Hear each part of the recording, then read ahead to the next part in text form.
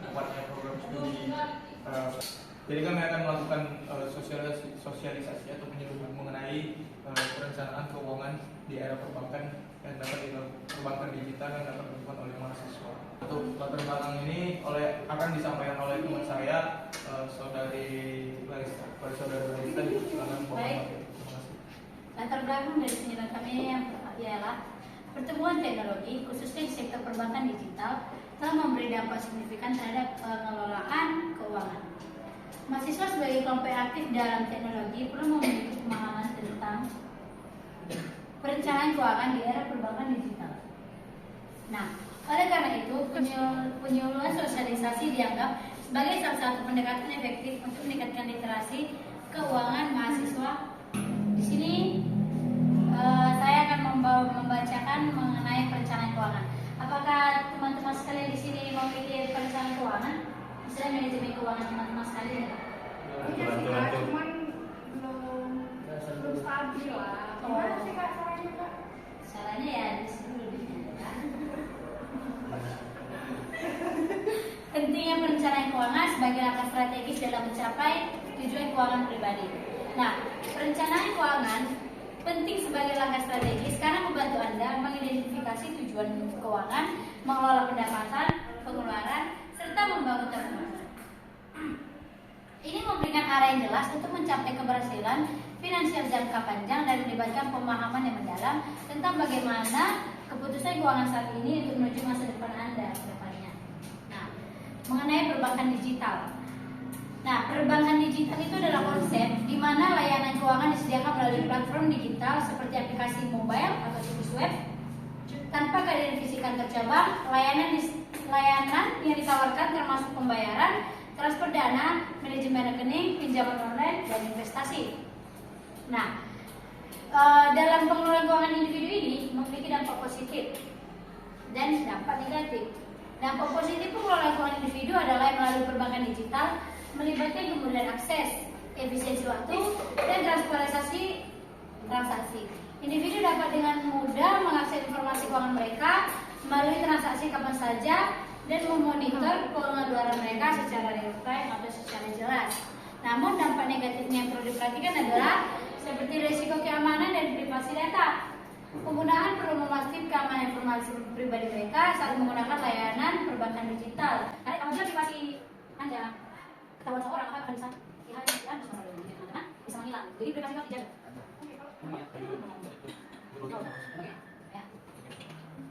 Baik, di sini saya membahas digital perbankan. Digital perbankan adalah layanan atau kegiatan perbankan yang menggunakan sarana elektronik atau digital milik bank atau melalui media digital milik nasabah atau nasabah bank yang dilakukan secara mandiri.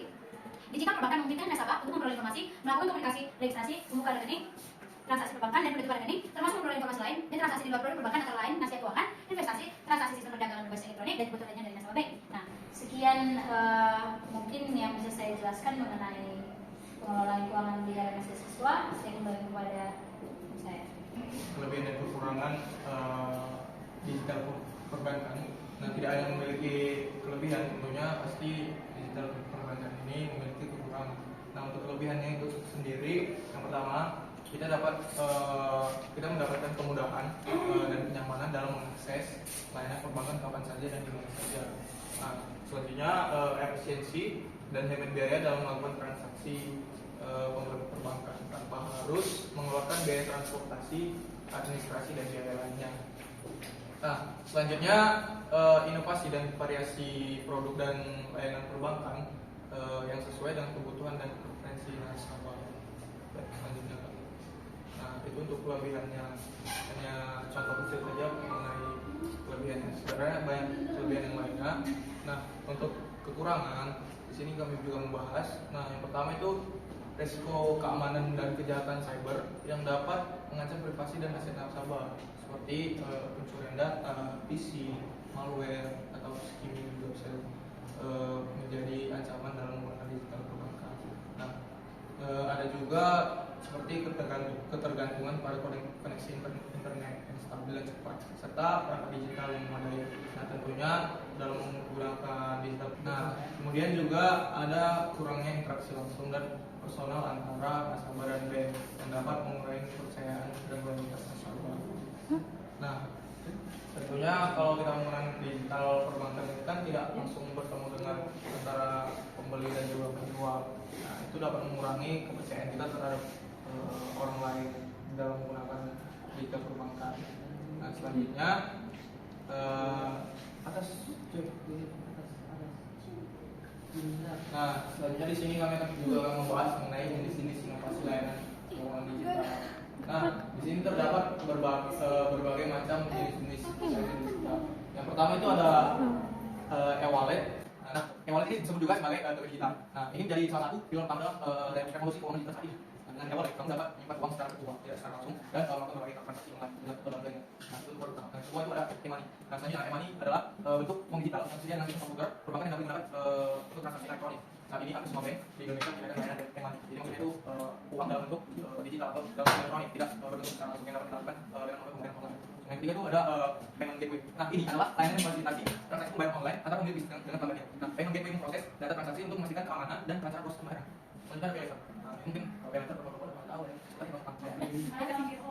Nah, jadi layanan keuangan berbasis digital dalam bentuk paylater memberikan fleksibilitas kepada konsumen membeli suatu produk atau jasa terlebih dahulu. Nah, dengan membayar di kemudian hari dalam bentuk cicilan selama periode tersebut. Ini soal biasanya sama ada perempuan yang paling paham. Nah, jadi sampai di sini apakah ada teman-teman sekalian yang ingin memberikan baik, silakan. Tadi kan kakak ada menyampaikan terkait dengan kredit. Itu penggunaan kredit tata caranya gimana ya? Oke, baik. Terima kasih atas pertanyaannya.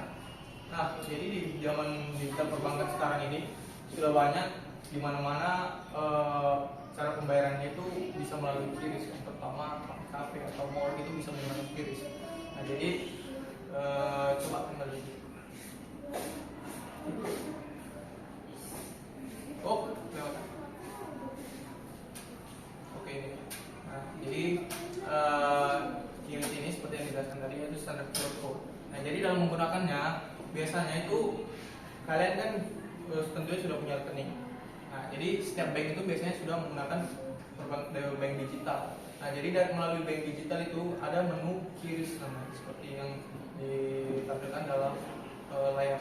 Nah, jadi QRIS itu biasanya pembayaran menggunakan metode QR code. Biasanya kalian tentu tahu kan QR code itu biasanya barcode kotak-kotak itu. Nah, biasanya setiap layanan itu memiliki barcode atau QRIS dalam metode transaksi mereka. Kalian bisa men-scan barcode tersebut. Nah, setelah melalui scan tersebut, nanti akan muncul tagihan yang telah kalian tagihan belanjaan yang telah kalian beli. Nah, melalui dari situlah kalian bisa bayar melalui bank atau rekening yang kalian miliki. Nah, seperti itu. Coba ya, bisa apakah kurang jelas atau sudah jelas? Ya, baik, terima kasih. Nah, Capek kan? ya, baik. Jadi maka demikianlah penyuluhan yang dapat kami berikan atau sosialisasi singkat mengenai perencanaan keuangan yang dapat dilakukan mahasiswa pada era digital perbankan. Kami mohon maaf apabila masih banyak kekurangan kami dalam menyampaikan materi ataupun kesalahan kata dalam menyampaikan materi.